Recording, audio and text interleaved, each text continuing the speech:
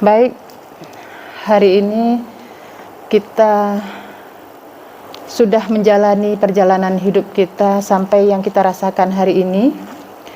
Kadang susah, kadang senang, kadang gembira, kadang bersedih. Begitulah senantiasa Allah menggilirkan kehidupan kita. Tetapi apa yang kita harus ketahui itu semua, bahwa itu adalah cara Allah membangunkan ruh kita supaya terjaga, supaya kita bisa mengikuti bagaimana Rasulullah. Kalau tidak dikasih rasa tidak senang, kita terus senang, maka kita akan berbangga hati. Maka itu terjadi kesalahan kepada kita nanti.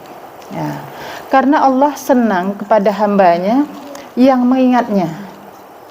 Kalau kita dikasihkan rasa senang terus-menerus, itu seperti siang terus-menerus. Kalau Allah jadikan siang terus-menerus tanpa malam, bagaimana kita istirahat? Maka digilirkanlah kehidupan itu demikian.